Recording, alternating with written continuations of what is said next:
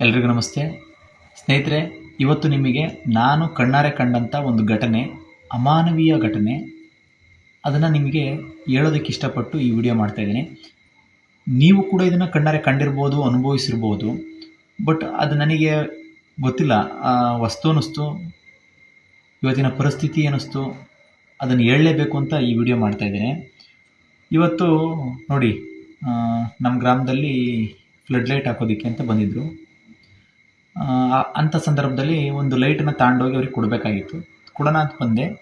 ನಮ್ಮೂರಿನ ರಸ್ತೆಯಲ್ಲಿ TH road, Tarikere to Honnavar road, Hosadurga road ಅಂತಾರಲ್ಲ, ಆ ರೋಡಲ್ಲಿ ಒಂದು ಆಕ್ಸಿಡೆಂಟ್ ನಡೆಯುತ್ತೆ. ನಮ್ಮೂರಿನವ್ರಿಗೆ ಒಂದು ಬೈಕಲ್ಲಿ ಪಕ್ಕದೂರವ್ರು ಬಂದು ಗುದ್ದಿದಂಥ ಘಟನೆ ನಡೆಯುತ್ತೆ. ಒಬ್ಬರು ಲೇಡೀಸು, ಇನ್ನಿಬ್ಬರು ಜೆಂಟ್ಸು. ಸಡನ್ನಾಗಿ ಹೋಗ್ತಿದ್ದಂಥ ನಾನು, ಆ ಬಲ್ಪ್ ತಗೊಂಡು ಹೋಗ್ತಿದ್ದಂಥ ನಾನು ನಿಲ್ಲಿಸ್ತೀನಿ ಗಾಡಿನ. ಯಾಕೆಂದರೆ 100 ಜನ ಸೇರ್ಕೊಂಬಿಟ್ಟಿರ್ತಾರೆ. ಏನಾಗಿದೆ ಅನ್ನೋದ್ರಲ್ಲ ಒಬ್ರನ್ನ ಕರ್ಕೊಂಡು ಹೋಗ್ತಾರೆ. ಇನ್ನಿಬ್ಬರು ರೋಡಿನ ಆ ಬದಿ, ರೋಡಿನ ಈ ಬದಿ ಬಿದ್ದಿದ್ದಾರೆ. ರಕ್ತ ಇಷ್ಟೆಲ್ಲ ಆಗಿದೆ. ನನಗೆ ಆಶ್ಚರ್ಯ ಆಗಿದ್ದ ಘಟನೆ ಏನು ಅಂದರೆ, ಅವ್ರನ್ನ ಎಲ್ಲರನ್ನೂ ಕರಿತಾ ಇದ್ದೀನಿ ಆ ಟೈಮಿಗೆ, ಬನ್ನಿ ಅದೇನಾರು ಕರ್ಕೊಂಡು ಹೋಗೋಣ ಬನ್ನಿ ಅಂತ.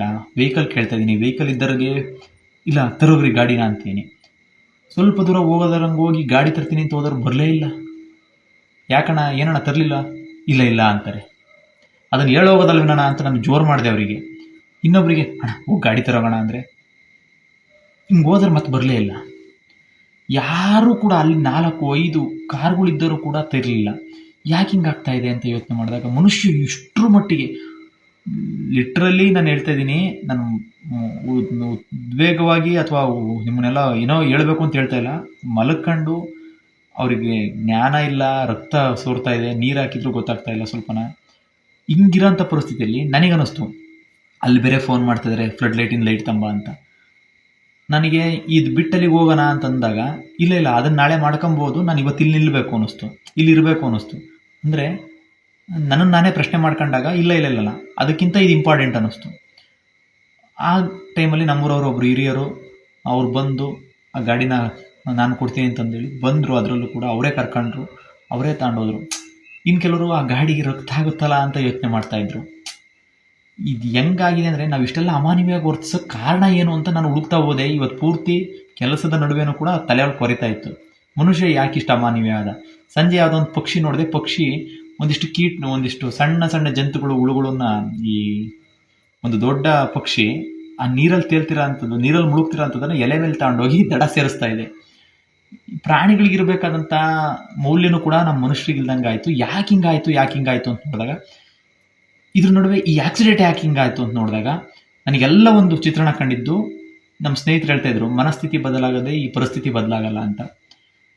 ಕಳೆದ ಸ್ನೇಹಿತರೆ, ನಾನು ವಿಡಿಯೋ ಮಾಡೋದು ಕೂಡ ತೋರಿಸಿದ್ದೀನಿ. ಕಳೆದ 6 ತಿಂಗಳಲ್ಲಿ ನನ್ನ ಗ್ರಾಮ ಪಂಚಾಯತಿ ಸದಸ್ಯನಾಗಿ ಕೆಲಸ ಮಾಡೋಕ್ಕೆ ಬಂದಾಗ ಹಂಪು ಬೇಕು, ನಮ್ಮೂರಿಂದ ಒಂದು ಜೀವ ಹೋಗಿತ್ತು ಅಲ್ಲಿ ಅಂತ ಪದೇ ಹೇಳಿ ಶಾಸಕರು ಮತ್ತು PWD ಇಲಾಖೆಗೆ ಲೆಟರ್ ಕರೆಸ್ಪಾಂಡೆನ್ಸ್ ಮಾಡಿ ಎಲ್ಲ ಹೇಳಿದ್ಮೇಲೆ ಒಂದು ಸಣ್ಣದಾಗಿ ಹಂಪು ಹಾಕಿರೋ, ಒಂದೇನೋ ಒಂದು ಮಾಡಿದ್ರು.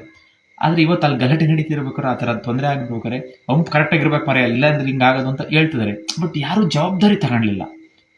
ಬೇಕೇ ಬೇಕು ಅಂತೇಳಿ ಅಧಿಕಾರಿಗಳನ್ನ ಕೇಳಿಲ್ಲ. ಇಲ್ಲ ಇನ್ನೂ ಸ್ವಲ್ಪ ಸ್ಟ್ರಾಂಗ್ ಆಗಿ ಬೇಕು ಅಂದರೆ ಹಿಂಗೆ ಹಾಕಂಗಿಲ್ಲ ಕಣಯ್ಯ ಅಂತ ಹೇಳ್ತಾರೆ.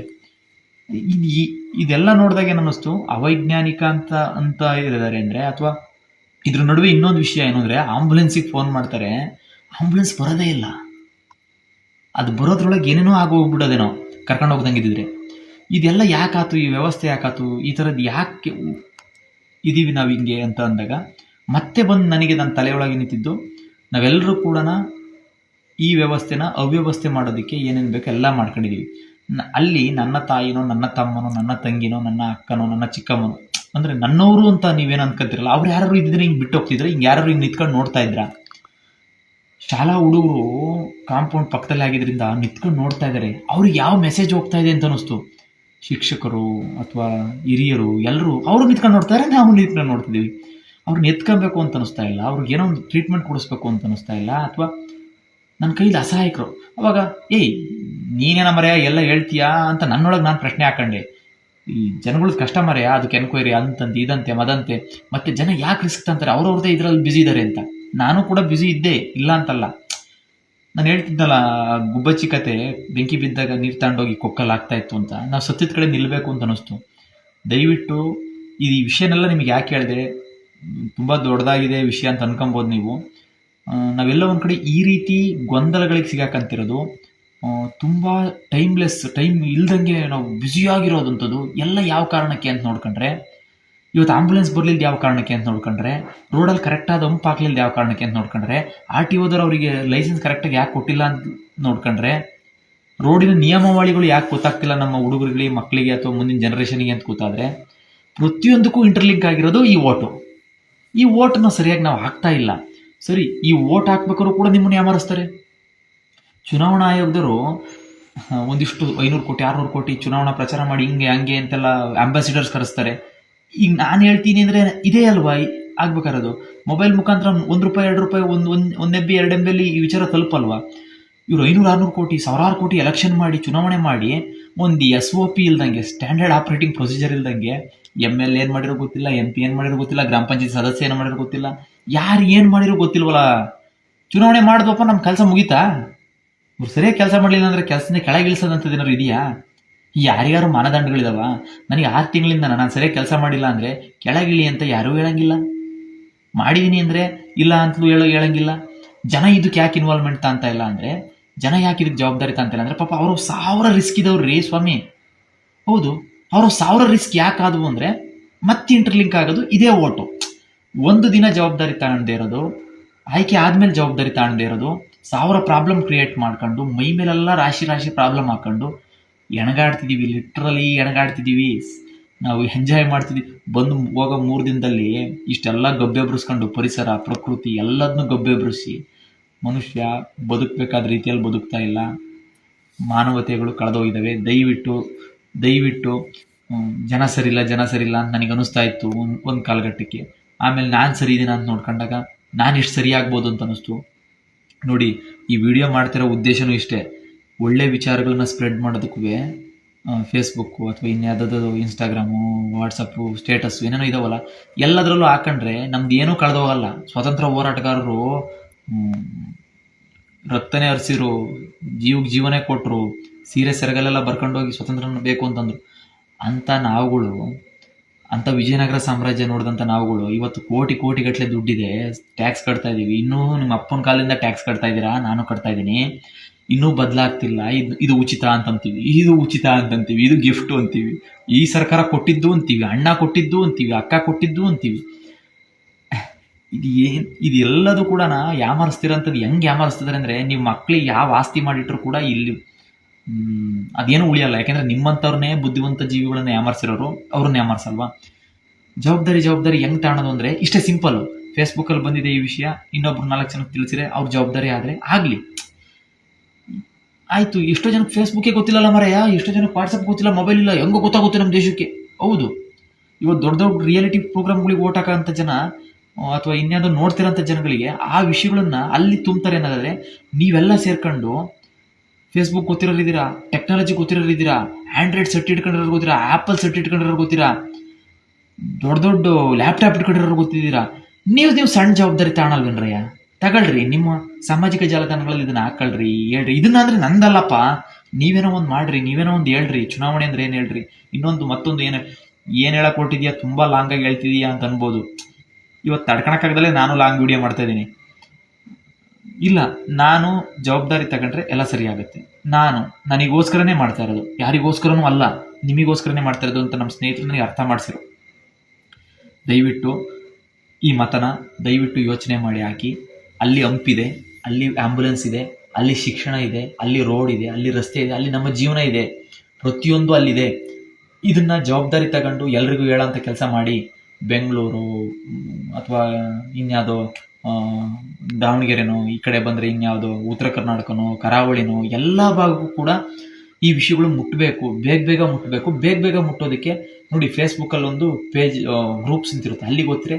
ಆ ಗ್ರೂಪಲ್ಲಿ ಲಕ್ಷಾಂತರ ಗಟ್ಟಲೆ ಜನ ಇರ್ತಾರೆ, ಅಲ್ಲಿಗೆ ಹೋಗುತ್ತೆ. ಸ್ಟೇಟಸ್ ಹಾಕೊಂಡ್ರೆ ನಿಮ್ಮ ಕಸಿನ್ಸು ಅಥವಾ ಇನ್ನೊಂದು ಬಳಗಕ್ಕೆ ಹೋಗುತ್ತೆ. ಅಥವಾ ಇನ್ನೇನೋ ಒಂದು ವಿಷಯಗಳನ್ನ ದಿನಕ್ಕೆ 1.5 GB ಹೆಂಗಿದ್ರು ಇರುತ್ತೆ. ನೀವು ಹಿಂಗಂದ್ರೂ ಹೋಗುತ್ತೆ, ಒಂದು ಲೈಕ್ ಹಾಕೋದು ಅಥವಾ ಒಂದು ಕಮೆಂಟ್ ಹಾಕೋದು, ಇದು ಸರಿಯಲ್ಲ ಅಂತ ಚರ್ಚೆ ಮಾಡೋದು. ಪ್ರತಿಯೊಬ್ಬರು ಎಚ್ಚೆತ್ಕೊಂಡ್ರೆ ಇದು ಬದಲಾಗುತ್ತೆ. ಪ್ರತಿಯೊಬ್ಬರೂ ಕೂಡ ಜವಾಬ್ದಾರಿ ತಗೊಬೇಕು. ಕೆಲವ್ರು ಆಗಲ್ಲ, ಕೆಲವ್ರು ಕೃಷಿ ಮಾಡೋದ್ರಲ್ಲಿ ಬ್ಯುಸಿ ಇರ್ತಾರೆ.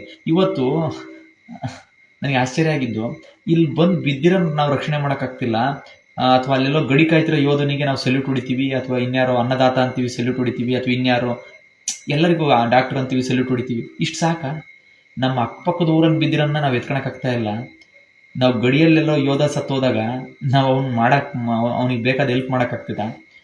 ನನಗೆ ಅನಿಸ್ತು, ಅವ್ನು ಬಿದ್ದವರು ನಮ್ಮ ಪಕ್ಕದೂರವ್ರೆ. ಒಂದಿವ್ಸ ಮುಖ ನೋಡಿರ್ತೀವಿ. ಎಲ್ಲಕ್ಕಿಂತ ಹೆಚ್ಚಾಗಿ ಮನುಷ್ಯತ್ವ, ಒಂದು ಪ್ರಾಣಿ, ಒಂದು ಪಕ್ಷಿನ ಮನುಷ್ಯತ್ವ ಇಲ್ದಂಗೆ ಆಯ್ತು. ಇದ್ರ ಹಿಂದಿನ ದಿನ ಒಂದು ಹಸು ಸತ್ತೋಯ್ತು, ಯಾರು ಹಿಂಗೆ ಬಿಟ್ಟು ಹೋಯ್ದಾರಲ್ಲಪ್ಪ ಅಂದರು. ನನಗೆ ನಮ್ಮ ಅಣ್ಣರು ಹೇಳ್ತಾ ಇದ್ರು, ಮನುಷ್ಯರ ಇದ್ರ ಹಿಂಗೆ ಬಿಟ್ಟು ಹೋಗ್ತಿದ್ರ ಅಂತ. ಮಾರನೇ ದಿನನೇ ನೋಡಿದೆ ಮನುಷ್ಯರನ್ನ ಮೂಸರಿಲ್ಲ, ಬರೀ ನಿಂತ್ಕೊಂಡು ನೋಡ್ತಾ ಇದ್ದಾರೆ. ಅಂದ್ರೆ ಜನ ಸರಿ ಇಲ್ಲ ಅಂತ ಹೇಳ್ತಾ ಇಲ್ಲ, ನಿಮಗೆ ಅಷ್ಟು ಒತ್ತಡದ ಬದುಕಲ್ಲಿ ಬದುಕ್ತಾ ಇದ್ದೀರಾ. ಯಾಕ್ರೆ ಇಷ್ಟೊಂದು ಒತ್ತಡದಲ್ಲಿ ಬದುಕ್ತಿದ್ದೀರಾ? ರಾತ್ರಿ ಈಗ ಎಷ್ಟಾಯ್ತು ಮಲ್ಲೇಶ್ ಟೈಮು? 12:16. ನಾವು ಆರಾಮಾಗಿದ್ದೀವಪ್ಪ. 12:16 ಆದ್ರೆ ಬೆಳಗಿಂದ ಕೆಲಸ ಮಾಡಿದ್ದೀವಿ. ಬಟ್ ಈ ವಿಷಯಗಳು ನಮಗೆ ತೃಪ್ತಿ ಕೊಡ್ತಾ ಇದ್ದಾವೆ ಅಂತ ನಾವು ಮಾಡ್ತಾ ಇದ್ದೀವಿ. ಇರ್ಬೋದು ನಿಮಗೆ ಹೆಂಡ್ರಿಲ್ಲ, ಮಕ್ಕಳಿಲ್ಲ, ನೀವು ಅದಕ್ಕೆ ಹೆಂಗಿದ್ದೀರಾ ಅಂತ. ನನಗೆ ಅನಿಸ್ತಾ ಇದೆ ಇದು ಅಲ್ಲಲ್ಲ ಆಗಿರೋದು ಪ್ರಾಬ್ಲಮ್ಮು. ಹೆಂಡ್ರು ಮಕ್ಕಳು ಮಾಡ್ಕೊಳೋದ್ರಿಂದ ಆಗಿರೋ ಪ್ರಾಬ್ಲಮ್ ಅಲ್ಲ. ಆ ಹೆಂಡ್ರು ಮಕ್ಳಿಗೆ ಮತ್ತೆ ನೀವು ಅವ್ಯವಸ್ಥೆನ ಕೊಡ್ತಾ ಇದ್ದೀರಲ್ಲ, ಅದನ್ನ ವ್ಯವಸ್ಥೆ ಮಾಡೋಕೆ ಆಗ್ದಂಗಿರೋದಿಲ್ಲ, ಅದು ಪ್ರಾಬ್ಲಮ್ಮು. ಎಲ್ಲ ವ್ಯವಸ್ಥೆಯಲ್ಲಿ ಬದುಕಿರೆ ನೀವು ಆರಾಮಾಗಿ ಬದುಕ್ತೀರಾ, ನೀವು ನಮ್ಮಂಗೆ ಆರಾಮಾಗಿ ಕುತ್ಕೊಂತೀರಾ, ಬಿಂದಾಸಾಗಿರ್ತೀರಾ. ಏನಂತೀರಪ್ಪ? ಹೌದಣ್ಣ. ಎಲ್ಲರೂ ಬಿಂದಾಸಾಗಿರೋಣ, ಬದುಕೋದು 3 ದಿನ ಆರಾಮಾಗಿರೋಣ. ನಮ್ಮ ಸ್ನೇಹಿತರು ಹೇಳ್ತಾ ಇರೋದು 3 ದಿನದ ಸಂತೆಯಲ್ಲಿ ಖುಷಿಯಾಗಿದ್ದೋಗೋಣ ಅಂತ.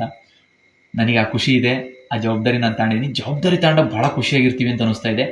ಆ ಬಡಿ ಮಗನ ದೇವ್ರಿಗೂ ಬಿಡ್ರಿ, ಬುಡಿ ಮಗುದು ಅಂತ ಹೇಳ್ತಾ ಇದ್ದೀನಿ, ದೇವ್ರಿಗೂ ನಾನು ಸರಿದ್ದೀನಲ್ವೇ, ನಾನು ಸರಿದ್ದೀನಿ, ದೇವ್ರಿಗೂ ಏನು ಎದುರಂತ ಅವಶ್ಯಕತೆ ಇಲ್ಲ.